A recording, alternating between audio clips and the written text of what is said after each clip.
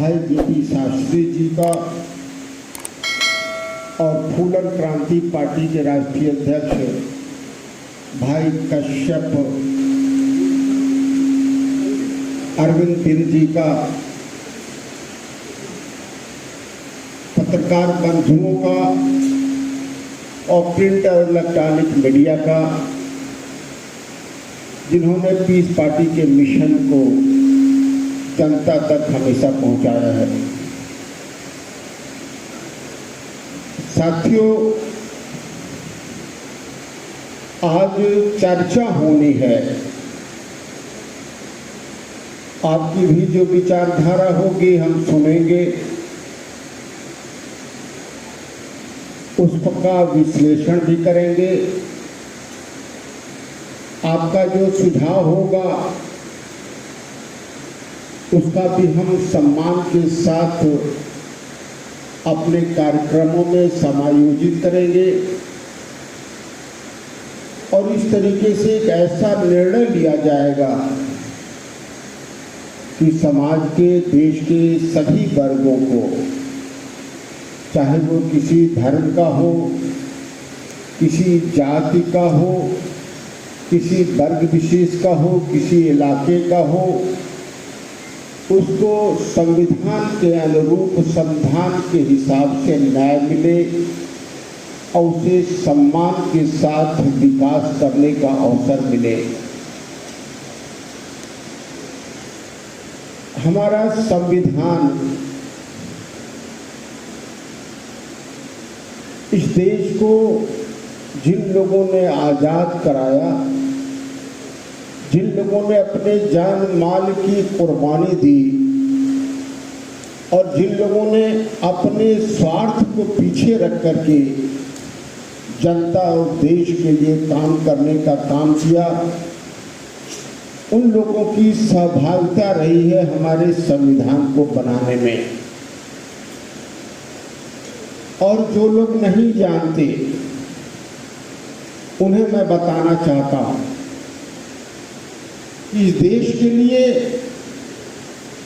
करीब 40,000 से ज़्यादा उलमा इकराम ने कुर्बानी दी है और देश को आज़ादी दिलाने के लिए लाखों मुसलमानों ने अपनी कुर्बानी दी,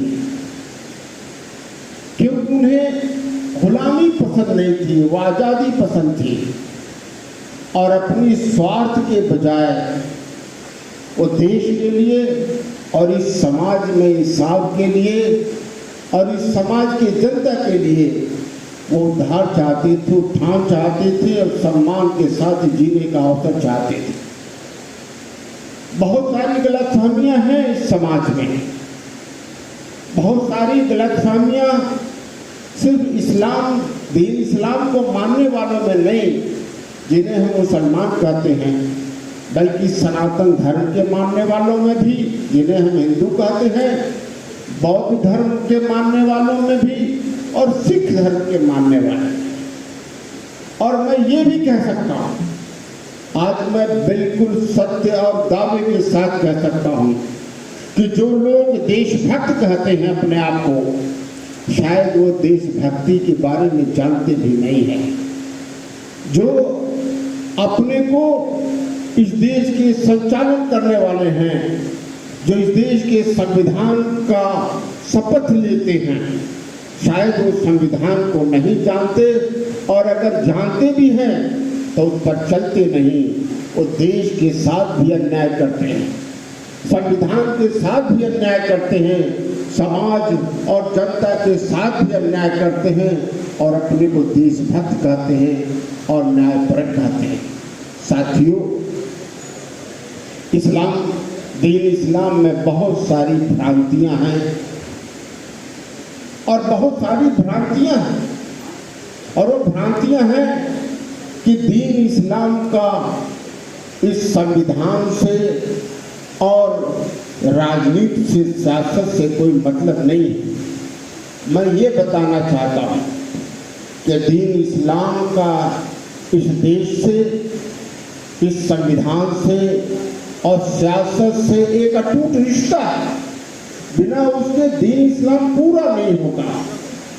तो जो लोग ये कहते हैं हमें सियासत से मतलब नहीं, शायद वो दीन इस्लाम को जानते नहीं। जो लोग कहते हैं कि हमें संविधान से मतलब नहीं, वो शायद इस देश के हमारे दीन इस्लाम को जानते नहीं। जो लोग कहते हैं कि हमें राजनीति से मतलब नहीं, वो शायद दीन इस्लाम को जानते नहीं। तो ये सब का रिश्ता है। एक बहुत बड़ी भ्रांति एक और है, मुस्लिम समाज में एक बहुत बड़ी भ्रांति और है। जो लोग रिजर्वेशन की बात करते हैं, चाहे वो पिछड़ों की रिजर्वेशन हो या सवर्णों की रिजर्वेशन हो या दलितों की रिजर्वेशन हो या शेड्यूल्ड ट्राइब की रिजर्वेशन, जो लोग रिजर्वेशन की बात करते हैं वो लोग अगर मन से खड़े होते हैं, जिसे हम पसमानदा समाज कहते हैं, पीस पार्टी ने आज तक न तो पसमानदा शब्द का इस्तेमाल किया है और न ही अल्पसंख्यक शब्द का इस्तेमाल किया है। हमारे में ये दोनों शब्द प्रतिबंधित हैं, कोई इस दो शब्द को इस्तेमाल नहीं कर सकता। पसमानदा, क्योंकि वो जानते नहीं कि वो क्या इस्तेमाल कर रहे हैं। जो मुस्लिम समाज के लोग पसमानदा इस्तेमाल करते हैं वो जानते नहीं कि पसमानदा क्या है। जो लोग अल्पसंख्यक का इस्तेमाल करते हैं शायद वो जानते नहीं कि अल्पसंख्यक का मतलब क्या होता है, इसलिए वो इस्तेमाल करते हैं। मगर पीस पार्टी जानती है, समझती है, इसलिए वो इस्तेमाल नहीं करती। साथियों, हम दीन इस्लाम को मानने वाले हैं, हम अपने आप को मुसलमान कहलाते हैं और मुसलमान होना ये हमारा संवैधानिक अधिकार है और हम उसी पर चल करके अपना हक लेना चाहते हैं। जो लोग पिछड़े वर्ग के लोग हैं हम उनको हक दिलाना चाहते हैं, जो दलित वर्ग के लोग हैं हम उन्हें उनका हक दिलाना चाहते हैं और जो सवर्ण वर्ग के लोग हैं हम उन्हें उनका हक दिलाना चाहते हैं। अगर हम सबको हक उनका नहीं दिला सकते, अगर हम सबको अधिकार नहीं दिला सकते, तो हम ये नहीं कह सकते हैं कि हम इस्लाम, दीन इस्लाम को मानने वाले हैं। जो लोग सिर्फ एक समाज की बात करें, जो लोग एक वर्ग की बात करें, जो एक धर्म की बात करे, जो एक इलाके की बात करे, मेरी समझ से कि वो दीन इस्लाम से नावाकिफ है, वो दीन इस्लाम के बारे में जानता नहीं। आज जिस तरह से भ्रांति है कि राजनीति से दीन इस्लाम का कोई वास्ता नहीं, हमारे संविधान और देश के दीन इस्लाम का कोई वास्ता नहीं, मैं समझता हूँ कि अभिन्न अंग है, बिना उसके दीन इस्लाम पूरा नहीं होता, वो जानते नहीं हो। इसलिए मुस्लिम समाज कभी राजनीति में खुल करके आगे नहीं आया, अपनी जिम्मेदारी को नहीं पूरा कर सका, क्योंकि वो जानते नहीं है, अनजान है। न तो कोई अदारा है और न तो इस देश में कोई तंजीम है और न इस देश में कोई पार्टी जो सही माने में दीन इस्लाम के सही रूप को पेश कर सके, राजनीति को सही तरीके से पेश कर सके और लोगों के खिदमत को सही तरीके से पेश कर सके। पीस पार्टी उसी की एक कोशिश कर रही है। आज एक बहुत बड़ी भ्रांति है, अगर आप आरक्षण की बात करो, चाहे वो दलित आरक्षण की हो, अनुसूचित वर्ग की हो, अनुसूचित जनजाति की हो या पिछड़े वर्ग की हो या सवर्ण वर्ग की हो, तो बहुत सारे मुस्लिम समाज के लोग खड़े होते हैं और कहते हैं कि ये मुसलमानों में बांटने का काम करते हैं। शायद उस बेचारे को सियासत का और आरक्षण का अल्लिफ बे पता नहीं, वो बुनियाद है वो जानता नहीं। अब बहुत सारे पसमानदा समाज के लोग अलग अलग नाम से बनाए हुए हैं, चाहे जाति के नाम पर बनाए हो, समाज के नाम पर बनाए हो, इलाके के नाम पर बनाए हो। अगर वो खड़े होते हैं तो सिर्फ गालियां शेख सैयद पठान को देते हैं। मैं समझता हूं उन्हें न संविधान का पता है, न राजनीति का पता है और उस बेचारे को कुछ पता नहीं। साथियों, ये सभी भ्रमित लोग हैं। चाहे जो आरक्षण की बात करने वाले को मुसलमानों में बंटवारा की बात करते हैं, क्योंकि वो दीन इस्लाम नहीं जानते। आरक्षण के बारे में बात करने से पहले, संविधान के बारे में बात करने से पहले मैं ये बताना चाहता हूँ कि दीन इस्लाम में एक वर्ग ऐसा है जो माले निसाब है और एक वर्ग है जो माले निसाब नहीं है। जो माले निसाब नहीं है, जो दौलतमंद नहीं है, एक सीमा तक उसको एक कैटेगरी में रखा गया है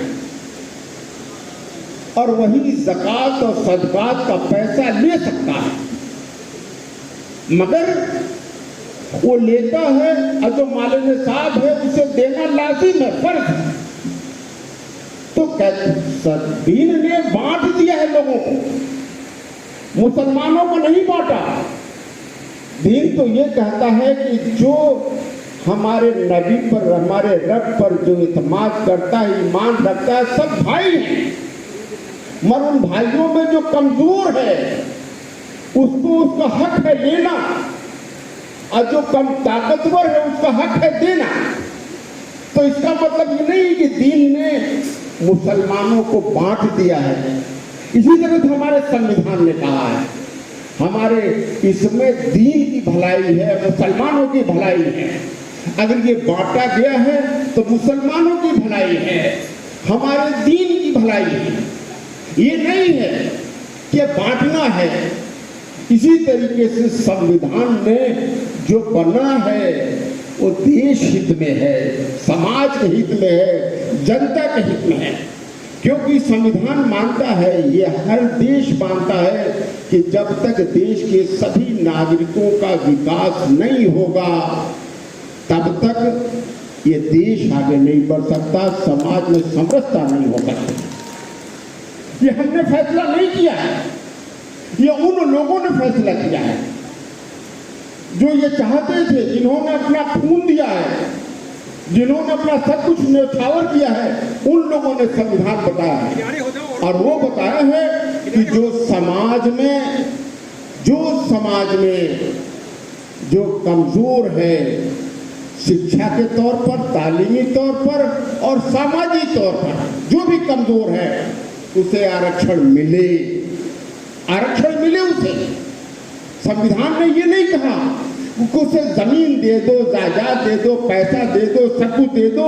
संविधान ने ये नहीं कहा है।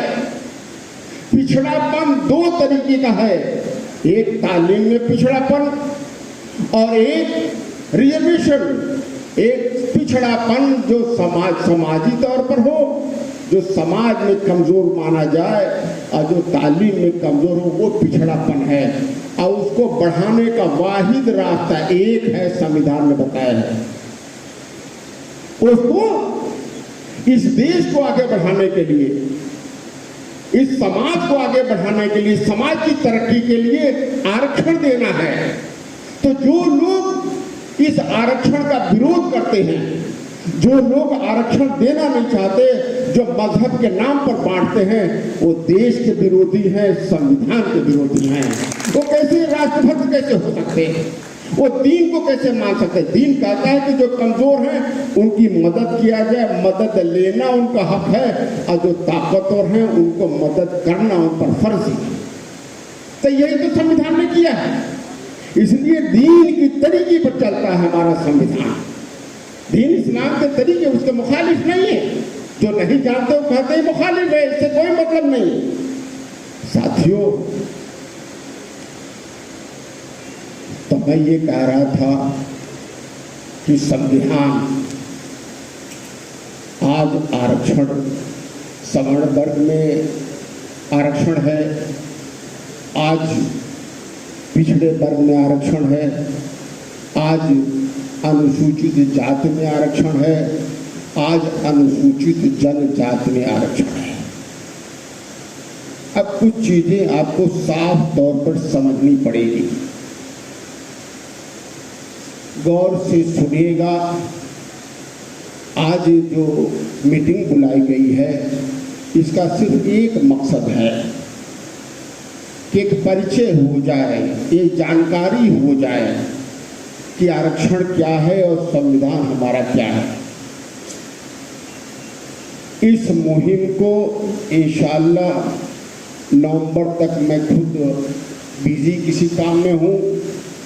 दिसंबर से इंशाल्लाह 2 दिन इस मुहिम को लेकर के मैं और हमारे सहयोगी दल, ये सभी राष्ट्रीय अध्यक्ष हर जिले में, हर विधानसभा में हम लोग रात्रि निवास करेंगे, सबसे मिलेंगे और इस पर चर्चा करेंगे, प्रेस कॉन्फ्रेंस करेंगे, ताकि सभी लोग सही तरीके से समझें। मेरा अपना मानना है, हो सकता है कि गलत हो, कि कुछ कौम फरोश लोगों ने सभी स्तर के लोग हैं, सिर्फ मुस्लिम समाज में नहीं, दीन में तब्दीली कर दी है, दीन इस्लाम में तब्दीली कर दी है और आरक्षण के मुद्दे पर उसका रुख लड़ा दिया है। पसमानदा बना करके और अशराफ बना करके दोनों को लड़ा दिया है। लड़ते रहो, न तो बेचारा अशराफ ने पसमानदा का आरक्षण लिया है और न पसमानदा को उनसे आरक्षण मिलना है। लड़ना कहाँ है दोनों नहीं जानते। दो कुछ चीज़ें बिल्कुल साफ करते हैं कि आरक्षण जिसको नौकरी मिलती है या जिसको तालीम में आरक्षण मिलता है, उसके फायदे के लिए आरक्षण नहीं बना है। अगर किसी को गलतफहमी है तो अपने दिमाग से निकाल दे। किसी को नौकरी अगर मिलती है तो उसकी रोजी रोटी बन जाती है, रोजी रोटी सब लोग अपना चला रहे हैं। तो ये आरक्षण और तालीम रोजी रोटी के लिए नहीं है कि अगर दलित को आरक्षण मिल जाएगा तो उसको रोजी रोटी मिल जाएगा, पिछड़े को किसी घर को मिल जाएगा उसको मिल जाएगा रोजी, नहीं, उसके लिए नहीं है। ये दिमाग से निकाल दे, क्योंकि आरक्षण का फैसला संवैधानिक है। ये हमारे देश और समाज के लिए है। अगर मुस्लिम समाज में आरक्षण है तो सिर्फ पिछड़ों को, दलितों को नहीं फायदा है, ये सारे मुस्लिम समाज को, ये सारे पिछड़े समाज। अगर मुस्लिम समाज को दलित आरक्षण मिलता है तो दलित मुसलमानों को फायदा नहीं है, ये सारे मुसलमानों को है, चाहे पिछड़ा हो, दलित हो, अगड़ा हो, इससे कोई मतलब नहीं, सारे मुसलमानों को है। सिर्फ मुसलमानों को ही नहीं है बल्कि दूसरे पिछड़े और दलितों को भी है, सवर्णों को भी है, इस समाज को और देश को फायदा है। क्योंकि आरक्षण सिर्फ किसी समाज के लिए, किसी व्यक्ति के लिए नहीं हो सकता। हमारा संविधान किसी खास व्यक्ति के लिए नहीं बनता, बल्कि देश की उन्नति के लिए, समाज की उन्नति के लिए बनता है। तो ये बात बिल्कुल साफ है और हमारे संविधान ने इसकी गारंटी दी है कि धर्म के नाम पर इसमें किसी के साथ भेदभाव नहीं हो सकता। संविधान की धारा 14 से लेके 21 तक इसी को बताता है कि मजहब के नाम पर भेदभाव नहीं किया जा सकता। इस संविधान के आरक्षण में मजहब के नाम पर भेदभाव नहीं किया जा सकता, क्योंकि भेदभाव जब होगा तो समाज को न्याय नहीं मिलेगा, इस देश को न्याय नहीं मिलेगा, हमारे संविधान को न्याय नहीं मिलेगा। इसलिए उन्होंने कहा कि इससे भेदभाव नहीं होगा, किसी के साथ भेदभाव नहीं होगा। तो ये बात बिल्कुल दिमाग से लगा ले कि आरक्षण किसी विशेष न व्यक्ति के लिए है, न किसी व्यक्ति समाज के लिए है, बल्कि इस देश के लिए है। अगर मुसलमानों में आरक्षण मिलता है तो पूरे मुस्लिम समाज को है। आपने सुना नहीं, भाई राणे सागर साहब ने कहा कि अगर एक जज बनता है, अगर आपके समाज का एक जज बनता है तो दूसरे समाज के जज को न्याय देने के लिए मजबूर करता है। अगर दलित समाज का एक डीएम बन जाए, मुस्लिम समाज का डीएम बन जाए, तो पूरे जिले का मुसलमान खुश होता है। एसपी बन जाए तो कोई पूछने नहीं जाता कि किस बिरादरी के तुम डीएम हो, एसपी हो, और पूरे जिले में मुसलमान पर अत्याचार कम हो जाता है। और जब डीएम मुसलमान रहेगा तो जितने अधिकारी हैं वो इंसाफ देने के लिए ऑटोमेटिक मजबूर हो जाते हैं, बताना नहीं पड़ता मुसलमानों को इंसाफ देने के लिए। इसलिए आरक्षण से नौकरी मिलना उस डीएम का फायदा तो कम है, बल्कि पूरे जिले के लोगों को इंसाफ मिलना शुरू हो जाता है। आज हमारे एक दोस्त ने, फुजैल नदवी साहब हैं, हमको एक खत दिया उन्होंने कि साहब मदरसे के लोग बड़े परेशान हैं, उस पर कुछ बोल दीजिए। क्या बोलूं मसले के लिए, मदरसे के लिए मैं क्या बोलूं? ऐसा कोई बड़ा इदारा किसी मसलक का नहीं है जहां मैं खुद न गया हूं। सारे मसलक के बड़े अदारे, छोटे अदारे, सब जगह गए। सब लोगों ने कहा कि मुझे सियासत से मतलब नहीं है। सभी लोगों ने कहा हमें सियासत से मतलब नहीं है। ऐसा देश का कोई आलिम नहीं है जिससे न मिला हूं, उसने कहा सियासत से मतलब नहीं है। मगर यह फैसला तो सियासत कर रहा है भाई कि जांच किसकी होनी है और किसको बंद करना है, किसको जहर देना है और किसको पुलिस कस्टडी में गोली मारनी है, इनकाउंटर करानी है। अगर पुलिस नहीं कर सकती तो गुंडों से करा दो, कहा दो साहब गुंडे कर दिए। तो क्या मुख्तार अंसारी को जहर देने वालों का कुछ हुआ आज तक? क्या अतीक अहमद के कत्ल करने वालों का आज तक कुछ हुआ? अगर यही कोई मुसलमान रहता तो पूरा का पूरा इलाका बुलडोजर से तहस नहस हो गया होता। क्या हो गया होता? नहीं हो गया होता। ये सियासत फैसला करती है कि कौन मदरसा बंद होगा। अभी तो बंद होने की चर्चा कर रहे हो। मैं 16 साल से ये कह रहा था लोगों से कि बंद होने का, जो चालू भी होंगे वो निसाब वही पढ़ाएंगे जो सरकार तय करेगी।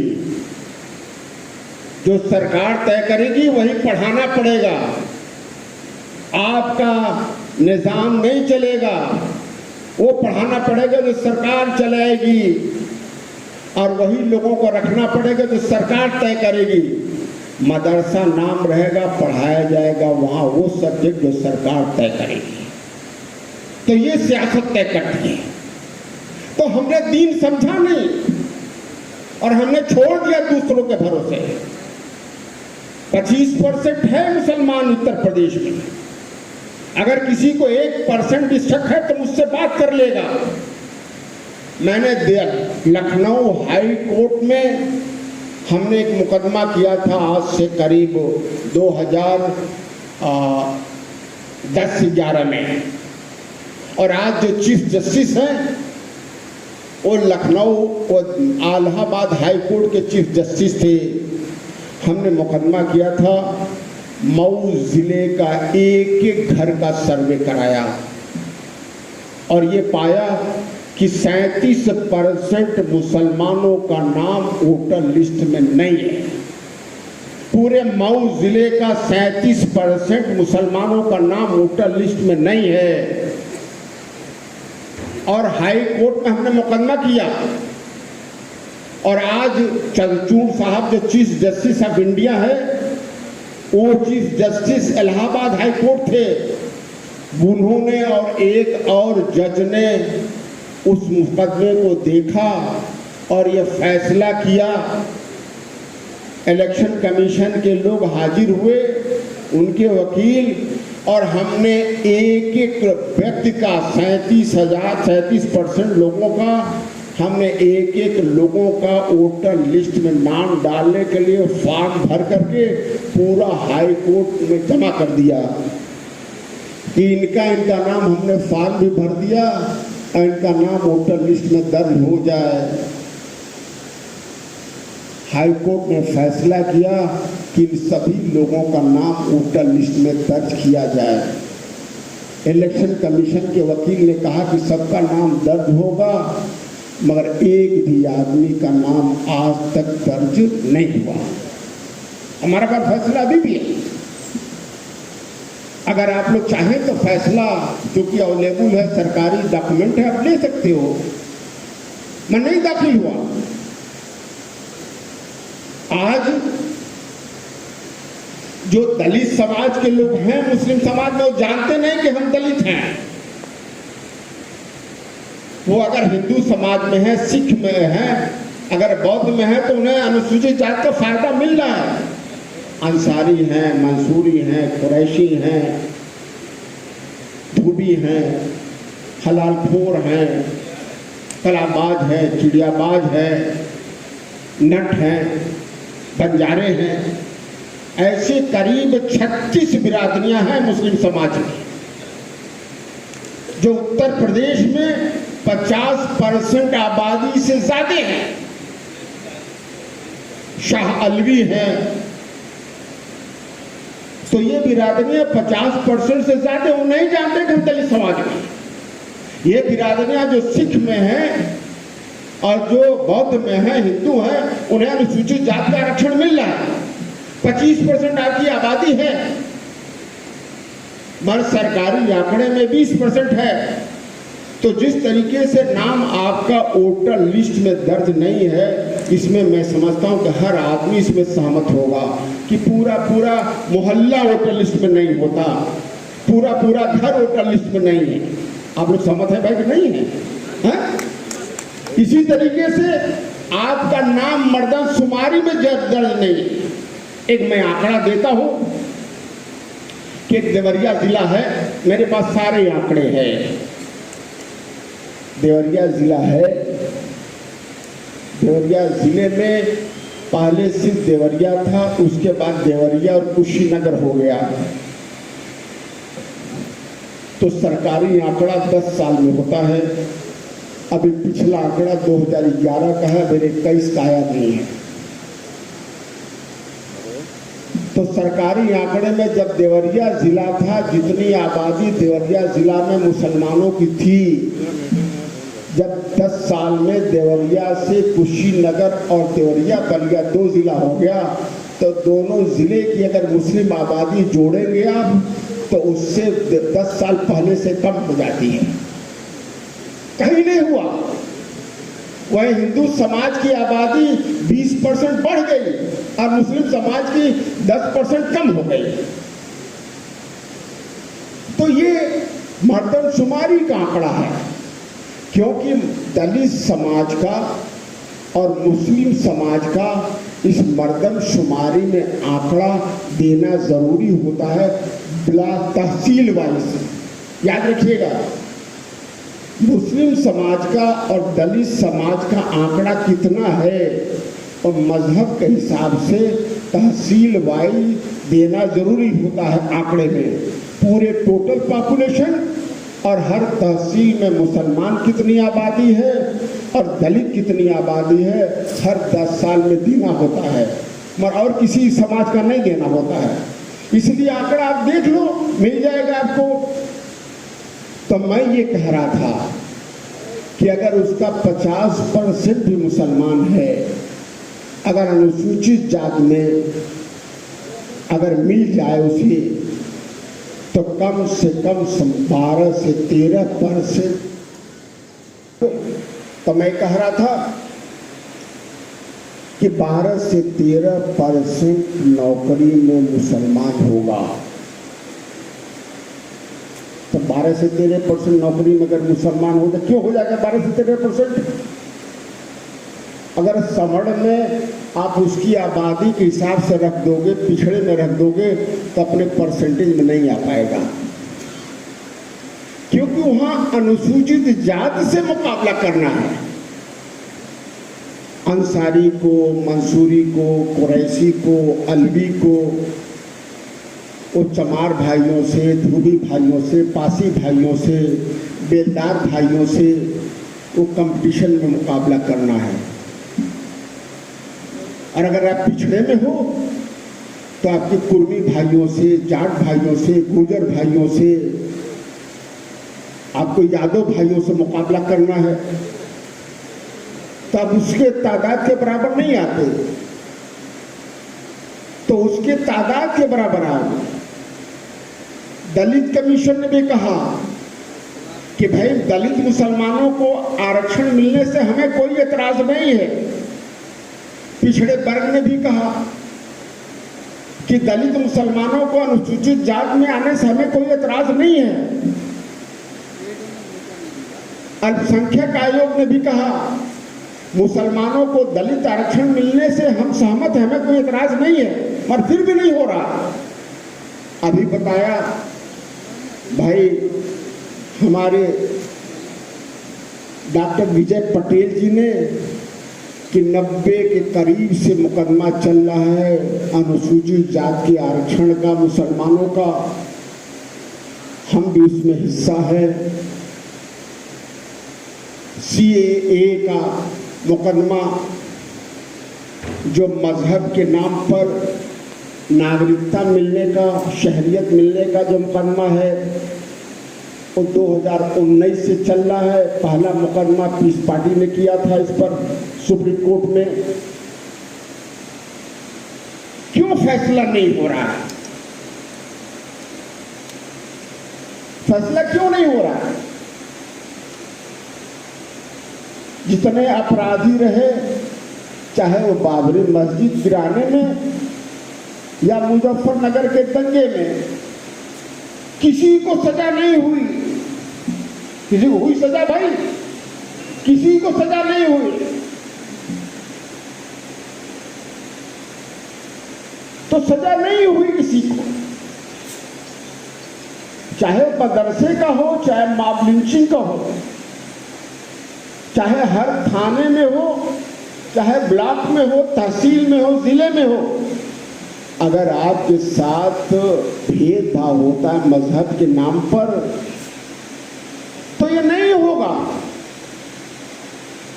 ये होता रहेगा। कितना पैसा दोगे होता रहेगा। आज तो ये हालत है कि हर थानेदार उस थाने में जाना चाहता है कि जहां मुसलमानों की आबादी सबसे ज्यादा हो, उसका रेट सबसे ज्यादा लगता है। मालूम नहीं मालूम आपको? है पुलिस वालों का, DMSP का सबसे ज्यादा रेट वहां का लगता है जहां जिले में मुसलमानों की आबादी सबसे ज्यादा है। क्योंकि वो जानता है जितना मुकदमा करोगे, जितना गाली दोगे, जितना मारोगे, जितना सताओगे, जितना कब्जा कराओगे, जितना मुकदमा लड़ाओगे, मियाँ उतने ही ज्यादा पैसा देगा। और दुधारू गाय की तरीके से हमेशा दूहते रहो, इसमें कोई पूछने वाला नहीं है। ये कौन खल करेगा? इसी को संविधान ने कहा कि जो समाज कमजोर है, सामाजिक, तो ये सामाजिक बुराई है, ये सामाजिक बुराई है। चाहे किसी अस्पताल में जाओ, चाहे इंजीनियर हो, चाहे अधिकारी हो, चाहे कर्मचारी हो, ये हमें बता दो कि अगर 15% मुसलमान PSC में हो, हर थाने में हो, जिले में हो, तो आपके साथ तासुब हो पाएगा? यह मुमकिन है कि क्या दंगा होता है, थाने पर आपसे पैसा लिया जाता है, सताया जाता है, पूछा जाता है तुम भैया देवबंदी हो, आले हदीस हो, शिया हो, सुन्नी हो, पूछा जाता है क्या? पूछा जाता है तुम शेख सैयद पठान हो कि तुम अंसारी मंसूरी अलवी हो, कुरैशी हो, पूछा जाता है क्या? तुम पिछड़े वर्ग के हो, दलित वर्ग के हो, सवर्ण वर्ग के हो, पूछा जाता क्या? देखा जाता है कि तुम मियाँ हो कि नहीं हो। इसी तरह के थाने में अगर मुसलमान कोई भी होगा तो वो तो आपके साथ न्याय करेगा ही करेगा, मगर दूसरे वाले को अन्याय करने नहीं देगा। मॉब लिंचिंग नहीं होगी, ये मदरसा बंद नहीं होगा, कर्फ्यू नहीं लगेगा, दंगा फसाद नहीं होगा। आप हमारे भाई राणे सागर ने कहा कि 1.5 लाख लोग कर्फ्यू लगाने के बाद भी मुलायम सिंह मुख्यमंत्री थे और लोग पहुंच गए। हमने भी यही सवाल उठाया था विधानसभा के अंदर जब मुजफ्फरनगर का दंगा हुआ था। हमने अखिलेश जी सरकार में थे, हमने उनसे यही सवाल पूछा था कि हर जगह कर्फ्यू लगा था, लाखों लोग तलवार को लहराते हुए क्यों गए? सारे घरों को उजाड़ दिया गया, 50,000 मुसलमान बेघर होकर के कैंपों में शरण क्यों ले रहे हैं? ये कैसा कर्फ्यू है, कैसा शासन प्रशासन है? मैंने साफ कहा था विधानसभा के अंदर, बहुत सारे के पास सीडी होगी, मुजफ्फरनगर दंगे पर कांड पर हमने जो कहा था, हमने साफ कहा था कि भाजपा की और सपा की मिली जुली साजिश है। जैसे हमारे राणे सागर साहब ने कहा कि बाबरी मस्जिद गिराना सपा और भाजपा की मिली जुली साजिश है, और इस बात को मुस्लिम नहीं समझा, मुसलमान ने नहीं समझा, क्योंकि वो कभी दिमाग नहीं लगाया, वो तो जज्बात पे चलता है, समझने की कोशिश नहीं की, जो दिल किया बोलता गया। समझने की बात है, अगर 26 जनवरी 1950 को हमारा संविधान लागू हुआ तो 10 अगस्त 1950 को अपने को सेकुलर कहलाने वाली, मुसलमानों को हितैषी कहलाने वाली कांग्रेस सरकार ने दलित आरक्षण मुसलमानों से बाहर कर दिया, एक कॉन्स्टिट्यूशनल ऑर्डर के, सरकार के ऑर्डर से। क्यों बाहर कर दिया? पिछड़ों को नहीं किया, अनुसूचित जात को किया, अनुसूचित जनजात को नहीं किया, सवर्णों में नहीं किया। क्यों? क्योंकि 50% से ज्यादा कमजोर मुसलमान जिसे तरक्की की जरूरत है वो अनुसूचित जात में है। ये कांग्रेस जानती थी, मगर मुसलमान नहीं जानता था इसे, मुसलमान ने इसके नहीं सोचा कभी। वो जानती थी कि अगर मुसलमान सत्ता में आ गया, क्योंकि ये आरक्षण ग्राम प्रधान से लेकर के क्षेत्र पंचायत से लेकर के नगर पंचायत तक, विधायक तक, एमपी तक रहेगा, वो जज भी बनेगा, वो डीएमएसपी भी बनेगा। जब मुसलमान 50% उसको संविधान कहता है किसी से समाज का विकास होगा, और 50% से ज्यादा कमजोर लोगों को कांग्रेस की साथी रही, और मुसलमान 40 साल तक उसे वोट देता रहा। अजीब इत्तेफाक है, जो जुल्म कर रहा है, जालिमों का समर्थन कर रहा है, तो मुसलमान न तो सियासत समझ रहा है और न तो अपना दीन समझ रहा है। क्योंकि हुकूमत करने वाले जब जनता पर नाइंसाफी करे, उसके साथ भेदभाव करे, वही तो जालिम है। चाहे मजहब के नाम पर भेदभाव करे और चाहे जात बिरादरी के नाम पर भेदभाव करे, जो भी सत्ता में बैठे हुए उसका हक न दे तो वही तो जालिम है। और उन्होंने, मैं नहीं कहता, अब रंगनाथ मिश्रा कमीशन की रिपोर्ट पढ़ें। 2007 में रंगनाथ मिश्रा कमीशन ने बिल्कुल साफ लिख दिया कि 1950 में दलित मुसलमानों को आरक्षण से बाहर करना असंवैधानिक है। असंवैधानिक मतलब संविधान के खिलाफ है। ये कांग्रेस सरकार ने संविधान के खिलाफ करा, और जो संविधान के खिलाफ काम करे वही तो इस देश का गद्दार है, वही तो जनता का गद्दार है, वही तो गद्दार है। तो जो जुल्म कर रहा है इस देश और समाज पे गद्दारी कर रहा है, और उसे हम मसीहा मान करके 40 साल तक वोट देते रहे, तो क्या मुसलमान समझदार है? क्या जालिमों को वोट देना दीन के लिए क्या है, ये समझते नहीं। साथियों, ये काम आप नहीं समझ रहे थे। उन्होंने एक डीओ लेटर भी कांग्रेस सरकार ने जारी की थी, जवाहरलाल नेहरू ने अपने सभी मुख्यमंत्री को डीओ लेटर समझते हैं आप? किसी को ऑब्जेक्शन होगा तो मुझसे मिल लेगा। Demi official letter, personal letter भेजा जाती है। सरकार में बैठे लोग डेमी ऑफिशियल लेटर भेजते हैं कि वो सरकार पास नहीं करती। हमारी ख्वाहिश क्या है, हमारी ख्वाहिश क्या है, उसके हिसाब से चुनाव होता है। उन्होंने भेजा कि मुसलमानों की तादाद सरकारी नौकरी में और तालीम में मुसलमानों की तादाद 3% से कम रखी जाए। अपने सारे मुख्यमंत्रियों को प्रधानमंत्री ने डेमी ऑफिशियल लेटर उस वक्त लिखा था कि क्यों 3%? क्योंकि जब मुसलमान 3% से कम रहेगा तो अपनी जान बचाता रहेगा। 32 दांत के अंदर अगर एक जीव रहती है कभी भी कट जाती है।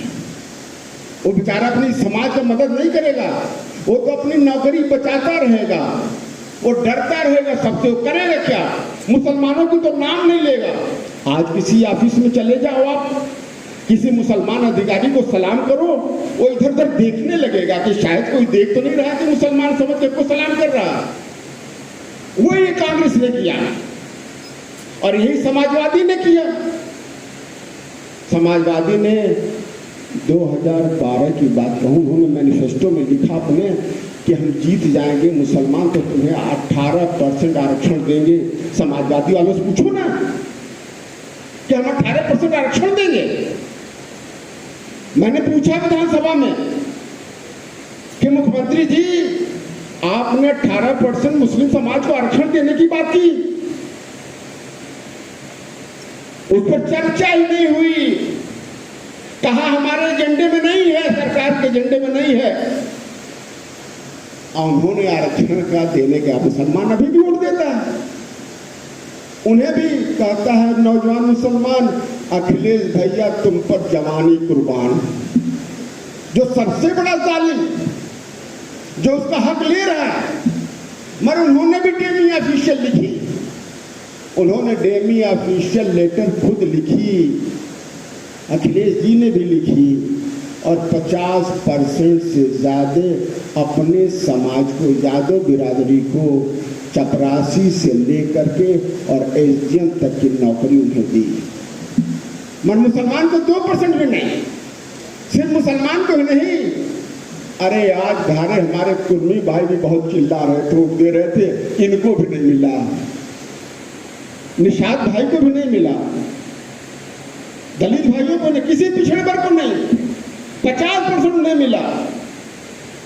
मैंने पूछा उनसे मगर कोई जवाब नहीं दिया।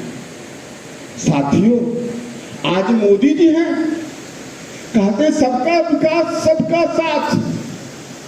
क्या विकास सबका हो रहा है? आप देख रहे हो, है नहीं?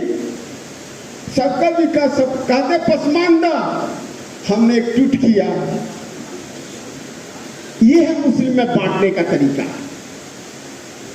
उनका इरादा था मुसलमानों को बांटना कि पसमानदा की हम मदद करेंगे, हम बेवा महिलाओं को हम उनका हक देंगे, हम तलाक देने वालों को उनका हक देंगे।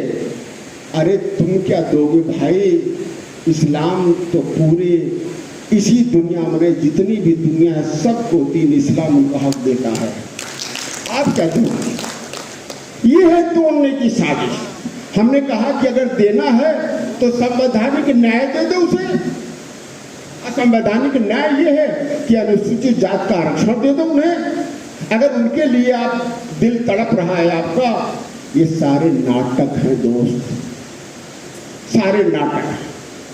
तो एक बात बिल्कुल समझ लें, बिल्कुल कहा कि सत्ता की चाबी भी आरक्षण है, समाज का विकास भी आरक्षण है।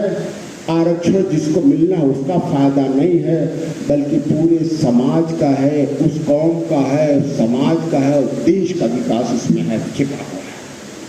और आज तक इतना मुसलमान भ्रमित कि आज तक किसी ने यह मुद्दा नहीं उठाया। आजादी के 75 साल हो गए, मगर मुसलमान कभी आरक्षण नहीं मांगता। दलित समाज आरक्षण मांगता है, उसके लिए जान देता है, निषाद देता है, राजभर देता है, चौहान देता है, कुर्मी देता है, जाट देता है, गुर्जर देता है, महीनों महीनों पटरी पर लेटा रहता है। मरवाड़ मुस्लिम समाज अगर जिहाद करता है तो भाजपा को हराने के लिए, और जो उसका सबसे बड़ा दुश्मन है उसे जिताने के लिए जिहाद करता है नहीं? और डॉक्टर अयूब को भाजपा का एजेंट बताता है नहीं? और कहता है कि मुसलमानों को बांटने का काम करता है डॉक्टर अयूब।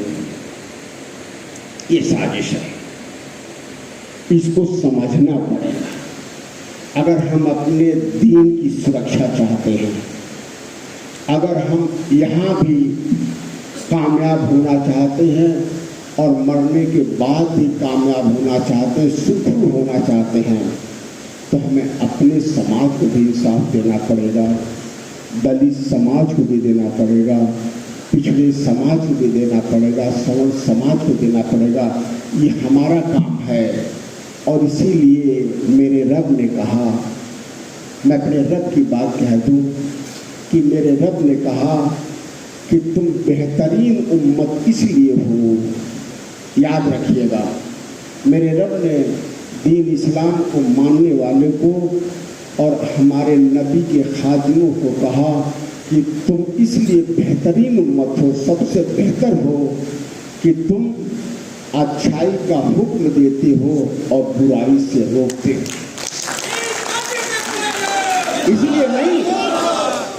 इसलिए नहीं कि किसी को हराते जिताते, तुम खुद देते हो। और ये तभी मुमकिन है जब आप हुकूमत में होगे, हुकूमत के हिस्सेदार होगे। एक बात तो ये आरक्षण की हो गई, दूसरी सियासत की होगी। गलतफहमी थी जो मैं बताने की कोशिश कर रहा था।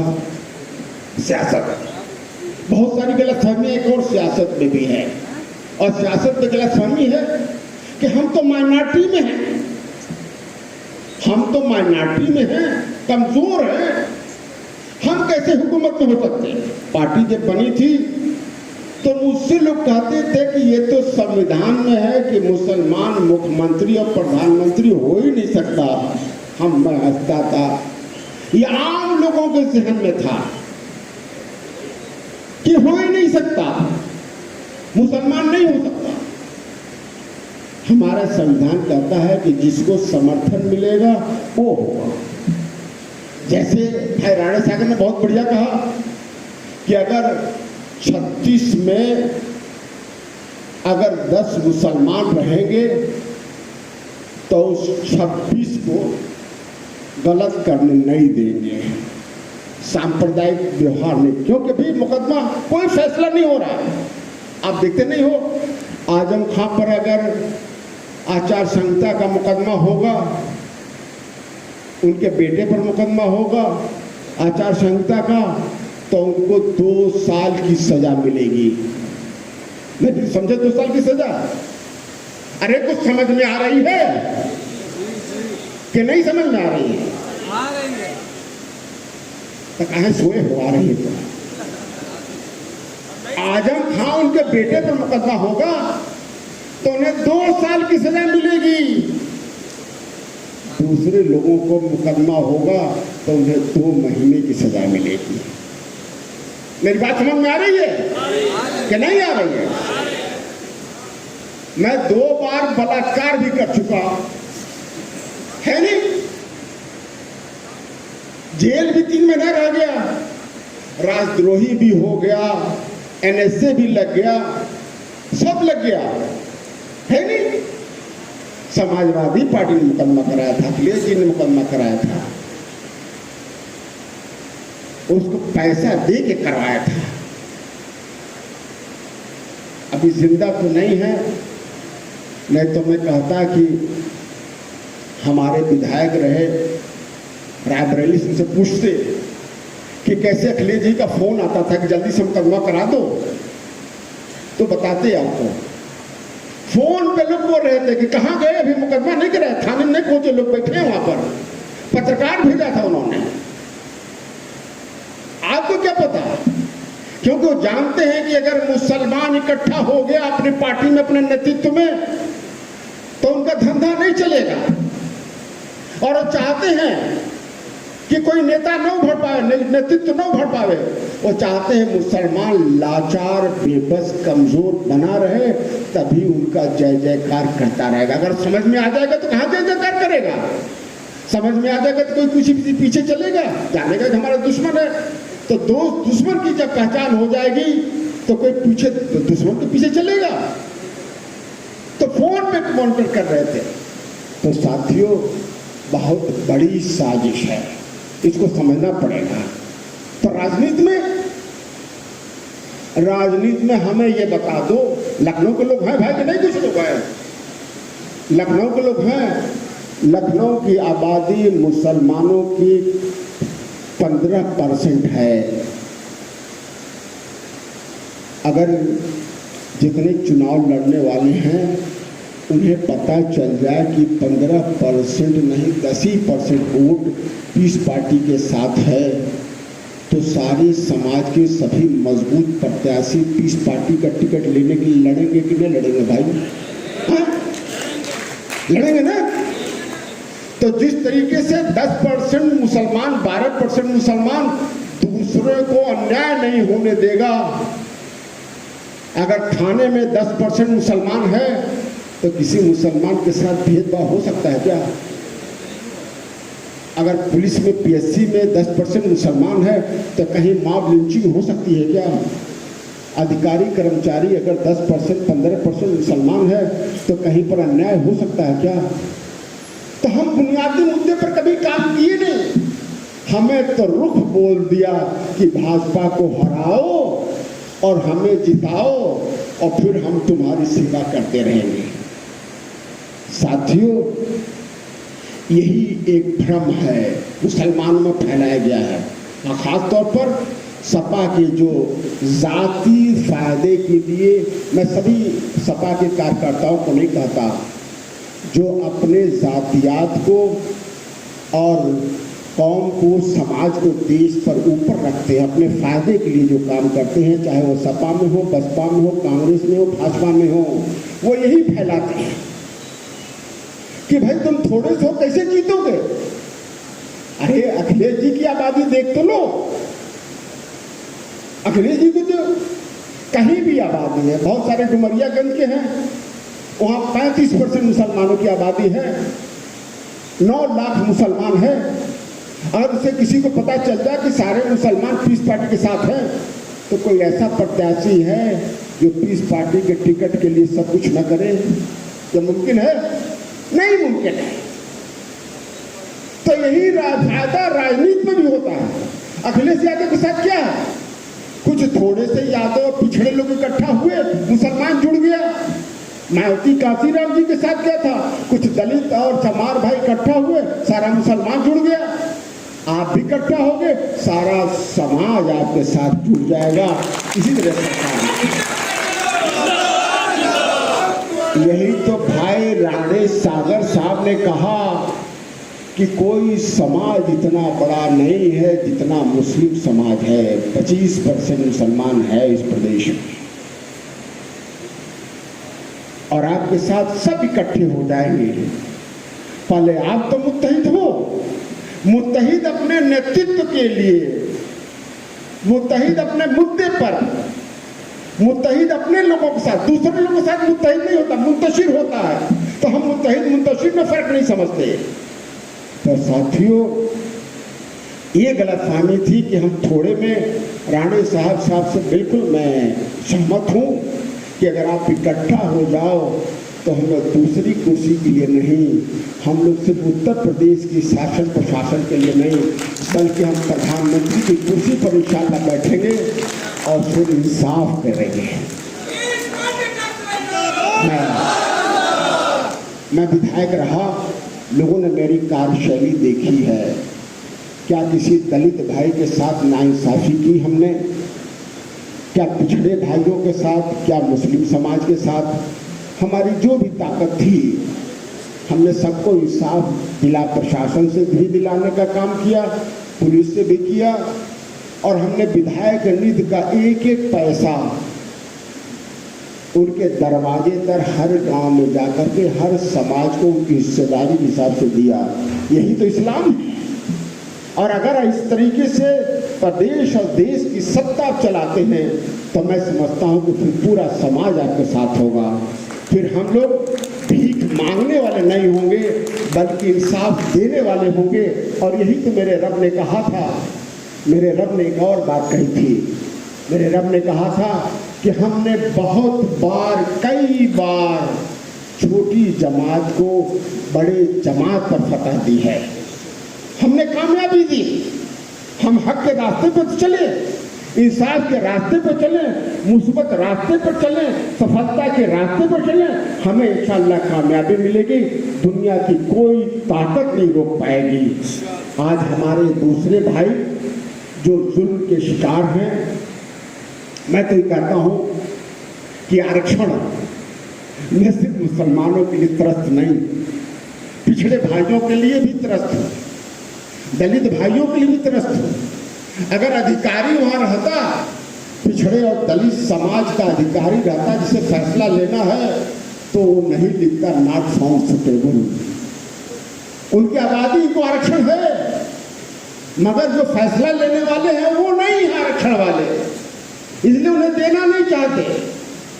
54% पिछड़े वर्ग की आबादी है, उनको 27% आधे में आरक्षित कर दिया। भाजपा की सरकार आई, 2014 से उन्होंने बदल दिया नियम। पहले नियम बदल दिया कि भाई दलित भाई की 23% आबादी है जात जनजात की, तो तुम 23% में रहोगे। भैया नारा दिया वो हिंदुत्व तो खतरे में है और मुसलमान को ये हो रहा वो हो रहा, संतुष्टि हो रही, तृप्ति हो रही है, तुष्टिकरण हो रही, पता नहीं क्या क्या हो रहा है। सब लोगों ने सोचा कि बहुत बड़ी बात है। पिछड़े भाइयों ने सोचा कि मियाँ को खाली भाजपा ठीक करेगी, ठीक है भैया ठीक हो जाओ। दलित भाइयों ने सोचा मियाँ को भाजपा ठीक करेगी, ठीक है खूब वोट दिया। उन्होंने क्या किया, हिंदुत्व की बात करने वाले कि सब हिंदू हैं, क्या उन्होंने किया, जिस तरह से सेकुलर कह के मुसलमानों को तैसी करके कांग्रेस से सपा ने किया, वही हिंदुत्व का नारा देके भाजपा ने दलितों और पिछड़ों के साथ किया। जानते क्या किया उन्होंने? 23% आरक्षण में अनुसूचित जात को रख दिया, ध्यान से सुनिएगा, और 27% आरक्षण में उन्होंने पिछड़ों को रख दिया। तो 27 23 कितना हुआ भैया? 50 है नहीं? तो उन्हें 50% में 85% को रख दिया। क्या समझ में आ रही है? 50% में 85% आबादी पिछड़े दलितों को 50% में जब रख दिया तो ऑटोमेटिक 15% को 50% आरक्षण हो गया कि नहीं हो गया है? तो उन्होंने उल्टा पकड़ा, इनको दिखाया हिंदुत्व का फार्मूला, कहे हम तुम्हारे लड़ रहे हैं, मियावा सबसे है। अरे भाई चुनाव में तो हर मुसलमान का घर का खेत का बंटवारा भी हो गया था पिछड़े भाइयों को, याद है नहीं याद है? कि ये मियावा जाएगा, पाकिस्तान निकाल दिया जाएगा, ये खेत ये घर तुम्हारा हो जाएगा, घबराओ नहीं। हर गांव में हर शहर में चर्चा थी। वो सोचा कि भाई मियावा का सारी प्रॉपर्टी, मियावा को भागाएगा, सारा प्रॉपर्टी हमारी हो जाएगा। बेचारा ये क्या जानता था कि उसका आरक्षण ले लिया जाएगा, जिससे विकास होना है, जिससे विकास होना है। उसने 50% नारा दिया हिंदुत्व का, नारा दिया मुसलमान के खिलाफ। तो हमने भी नारा दिया, हमने नारा दिया कि मुस्लिम तो एक बहाना है, शूद्र असल निशाना है। मुसलमानों को दिखा करके शूद्रों के खिलाफ भाजपा सिर्फ काम करे। हमने ये नारा दिया था कि मुस्लिम तो सिर्फ बहाना है, मुस्लिम तो सिर्फ बहाना है, शूद्र असल निशाना। शूद्र मतलब दलित और पिछड़े असल निशाना है। तो शूद्र समाज 85% को उन्होंने 50% लग दिया। और भाई पिछड़े और दलित लोग बड़े मस्त हैं कि हमारी कुछ नहीं हो रहा, मियावा पीटा जा रहा, उसका जो है गोली मारी जा रही, उसको जलाया जा रहा, उस पर बुलडोजर चल। अरे कितना चल रहा भैया, 1% भी तो नहीं चल रहा है, मगर तुम्हारा तो विकास का रास्ता बंद कर दिया, तुम्हें खौफ ही नहीं। तो साथ पिछड़े भाइयों को मैं कहना चाहता हूँ कि पीस पार्टी न्याय देगी। आइए हम सब लोग लेकर के अपने भी न्याय दें और हमें नफरत न करो, हम ही तो आपको न्याय देंगे। और जिनसे आप मोहब्बत करते हो, जिनको वोट देते हो, वो तो आज निशाना पहला अभी हो, अभी निशाना, असल लड़ाई तो आपकी, असल कत्ल तो आप होगे, घबराओ नहीं, है नहीं। तो इसलिए साथियों, ये बात सिर्फ परिचय आज करानी थी कि बहुत सारी गलतफहमियाँ थी, वो मैंने बताने की कोशिश की। अगर मेरी भी एक पार्टी थी पहले, वो डॉक्टर मरीज पार्टी है नहीं, सिर्फ डॉक्टरी करता था, कोई बात नहीं। हमारे ख़ानदान में हमारे किसी और लोगों ने कभी राजनीति में कदम नहीं रखा, हमने भी कभी कदम नहीं रखा, मगर इसे मैं सामाजिक और मजहबी फरीजा जानता हूँ, इसलिए मैं सियासत में हूँ। और हमने पूरी ज़िंदगी, अगर किसी को गलतफहमी हो तो निकाल दे, हमने पूरी ज़िंदगी अपनी 2008 से इसमें समर्पित कर दिया है, वक्त कर दिया है इस मिशन के लिए। और मैं समझता हूँ कि यही तो जद्दोजहद है और ये इस्लाम में फ़र्ज़ है जो सबको करना चाहिए। और ये तभी एक और बात याद दिला दूँ कि शायद बहुत सारे हमारे साथी जानते होंगे कि ये डॉक्टर अयूब का काम है। नहीं, डॉक्टर अयूब का नाम नहीं, ये आपका काम है। अगर आप इसी तरीके से सोते रहोगे और जालिमों को, अपने दुश्मनों को आप मजबूत करते रहोगे, तो एक दिन घर वापसी आपको करनी पड़ेगी, क्योंकि आप तालीम से दूर हो जाओगे। इसी तरीके से शूद्र समाज पर, पिछड़े और दलित समाज पर हजारों साल तक लोगों ने हुकूमत की थी, क्योंकि न उन्होंने दीन समझने दिया, न तो तालीम समझने दिया। और यही काम धीरे धीरे भाजपा आपके साथ कर रही है, भाजपा की सरकार आपके साथ कर रही है, सपा बसपा कर रही है, कांग्रेस कर रही है। मैं तो हंसता हूँ, राहुल गांधी जब नारा दिए कि संविधान बचाना है, आरक्षण बचाना है, साहब संविधान बचाना है तो संविधान के साथ अन्याय तो सबसे पहले कांग्रेस ने की, उसे क्यों नहीं आवाज़ उठाते आप?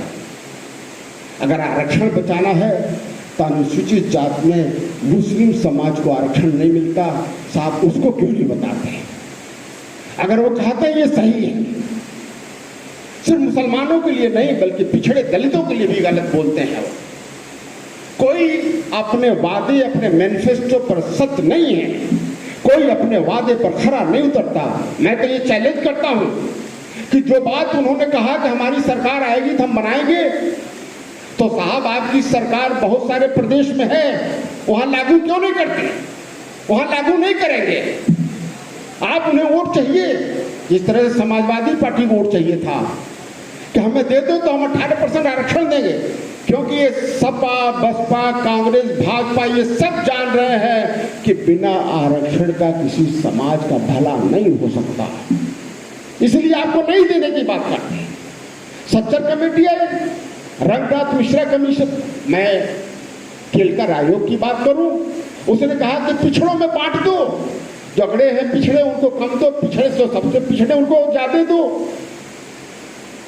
मंडल कमीशन ने कहा कि अनुसूचित जात का, फिर मैं थोड़ी और बढ़ा दूं, मंडल कमीशन ने कहा कि अनुसूचित जात में मुस्लिम दलितों को आरक्षण दिया जाए।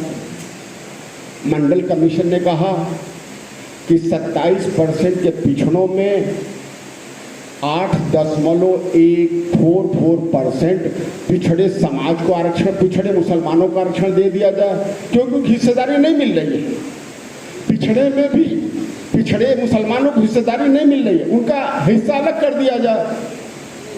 मगर जनता दल की सरकार वीपी सिंह की रही, सभी रिकमेंडेशन मान लिए गए, सब लागू कर दिया गया, मगर मुसलमानों को दिए जाने वाला लागू नहीं हुआ, क्योंकि वहाँ आपके लोग नहीं थे। मुसलमान थे मगर आपके नेतृत्व वाले मुसलमान नहीं थे। वहाँ पिछड़े थे, दलित थे, मगर आपके नेतृत्व वाले पिछड़े दलित नहीं थे जो आपकी आवाज़ उठाएं। आपकी आवाज़ वही उठाएगा जो आपके नेतृत्व के साथ होगा। भाई समाजवादी पार्टी के साथ जो मुसलमान होगा वो अखिलेश यादव जिंदाबाद कहेगा, सपा जिंदाबाद करेगा, मगर पीस पार्टी के साथ जो यादव रहेगा वो डॉक्टर अयूब जिंदाबाद कहेगा, पीस पार्टी जिंदाबाद कहेगा। तो नेतृत्व का मामला है, इसलिए वो हिस्सा लागू नहीं हुआ। सच्चर कमेटी ने कहा, वही कहा जो मंडल कमीशन ने कहा, मगर हिस्सा कांग्रेस ने लागू नहीं किया। रंगनाथ मिश्रा ने कहा कि उन्हें सारे अल्पसंख्यकों को, रंगनाथ मिश्रा ने कहा कि असंवैधानिक है कि मुस्लिम समाज को अनुसूचित जाति का आरक्षण न दिए जाना, और जो सरकारी कांग्रेस का फरमान है वो असंवैधानिक है, तो उसे खत्म कर दो, संवैधानिक काम करो। अल्पसंख्यक कहा कि अल्पसंख्यकों को 15% आरक्षण दे दिया जाए, जिसमें कम से कम 10% मुसलमान को, 10% कम से कम मुसलमान हो, और जहां मुसलमान ज्यादा हो 10% से बढ़ा लो, और जहां दूसरे समाज के लोग ज्यादा हो, जैसे कश्मीर में मुसलमान ज्यादा है, वहां 90%, वहां 90% तो 15% का 90%। अगर पूर्वोत्तर राज्यों में मुसलमान कम है तो वहां उनको 5% दे दो, मगर 10% दो। कहा अगर तुम कहते हो कि धर्म के नाम पर नहीं दिया जा सकता, तो भाई अनुसूचित जाति में मुसलमानों को दे दो, उनको आरक्षण दे दो, और पिछड़े समाज में 27% में 8.44% पिछड़े मुसलमानों को दे दो, ताकि तरक्की हो जाए। मेरे कहने का ये मतलब है कि अगर पसमानदगी से, कमजोरी से, लाचारी से, समाज में बेबसी से अगर तरक्की कराना रहा, तो चाहे केलकर आयोग हो, चाहे मंडल कमीशन हो, सच्चर कमेटी हो, या रंगनाथ मिश्रा कमीशन हो, सब ने कहा कि आरक्षण दो। हमारे संविधान ने कहा आरक्षण दो, और वह रे मुसलमान किसने कभी मांगा ही नहीं, क्योंकि उसने कभी जाना ही नहीं। साथियों, पीस पार्टी सही मुद्दे को, जिससे समाज का विकास हो, जिसमें देश का विकास हो, जिसमें मुस्लिम समाज को इंसाफ मिले, जितना जुल्म खत्म हो रहा है वो जुल्म का खात्मा हो, ये तभी मुमकिन है कि हमारा विधायकी में क्षेत्र पंचायत से लेकर, प्रधानी से लेकर, नगर पंचायत से लेकर MP तक हमें आरक्षण मिले, हमें नौकरियों में आरक्षण मिले, डॉक्टरी इंजीनियर में आरक्षण मिले, हर यूनिवर्सिटी कॉलेज में आरक्षण मिले। और ये आरक्षण तभी मिलेगा जब हम अनुसूचित जाति में शामिल होंगे, और हमारी आबादी के हिसाब से आरक्षण मिले। और 54% पिछड़े समाज के लोग हैं, तो उन्हें पिछड़े समाज को 54% आरक्षण मिले, और सिर्फ सवर्ण समाज को जो 50% आरक्षण है, ये संवैधानिक असंवैधानिक है, ये खत्म हो, और उनकी आबादी के साथ सबसे आरक्षण मिले। इसलिए जनगणना हो, और जनगणना से जो भी समाज जितनी आबादी है उन्हें आरक्षण मिले। ये पीस पार्टी करना चाहती है, सबको न्याय देना चाहती है, और यही पीस पार्टी का मकसद है। आज का मीटिंग सिर्फ इसका परिचय था, तारुफ था, कि सब लोग समझें कि क्या है असल मुद्दा, क्योंकि असल मुद्दा ही लोगों ने नहीं समझा। और इंशाअल्लाह ये हम लोग लगातार इस मुद्दे को लेकर के हर ज़िले में जाएंगे, सभी लोगों से बातें करेंगे, पूरी तैयारी करेंगे, और मिल करके हम लोग चुनाव इंशाअल्लाह लड़ेंगे और कामयाबी हासिल करेंगे। आपका समर्थन, आपका सहयोग, सभी जिलाध्यक्षों से हमारी अपील है कि पूरी तैयारी कर लें। अभी अगस्त, सितंबर, अक्टूबर, नवंबर आपके पास समय है। इस मुद्दे पर आप लोग ज़िले में काम करें, और ज़िले में काम करके और तैयारी करें। उसके बाद दिसंबर से इंशाअल्लाह हम सभी पार्टी के नेता आपके बीच आएंगे, सबके साथ बैठेंगे, मीटिंग करेंगे, और इसी तरीके की मीटिंग होगी, और सबका मशवरा लेकर उस पर काम करेंगे। आप सभी लोग आए, आप सबको एक बार फिर सबकी शुक्रिया अदा करते हुए अपनी बात को ही पे खत्म करता हूँ। इसके बाद सबको मुझे लगता है जिला जज जी खाने का इंतजाम है ना?